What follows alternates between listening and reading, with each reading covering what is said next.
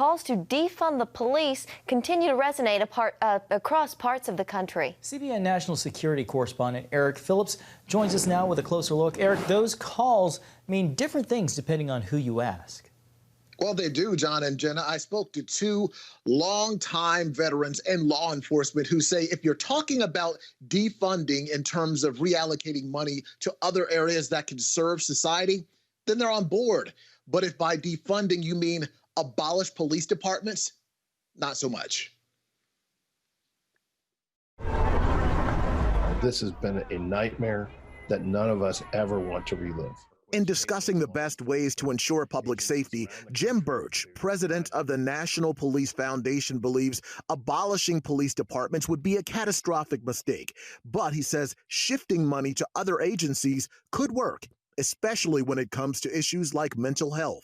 A police officer only has a few tools at their disposal to handle any situation that they come upon. A mental health crisis is not a great matchup for a police officer. But he adds there can be concern.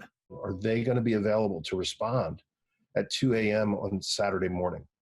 Are they going to be able to respond on Sunday afternoon? If police officers are no longer responding to those calls, who's going to go and help that family that's in crisis? Because the last thing any of us want is to say, the police are no longer going to respond to these types of problems, and we're going to shift this amount of money to these organizations, only to find out that these organizations who now have this responsibility themselves say that's not enough money for us to do it. Now no one's doing it. Birch underscores that an overhaul of policing is needed. What we're really talking about here is fundamental change. We're not talking about something that you can fix in 4 hours of training.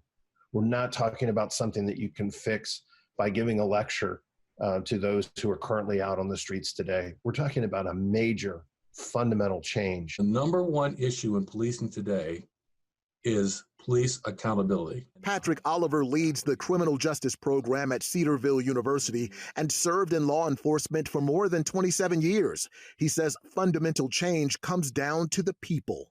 Government is best served by godly men and women who understand that they're accountable ultimately to God. He says government is God-ordained, and the power an officer wields is second to none. So from verbal warning to deadly force, that's how much discretion a law enforcement officer has in our society.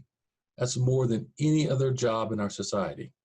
And this job is only for people who are honorable men that love truth, who will judge rightly, and who will do what is right.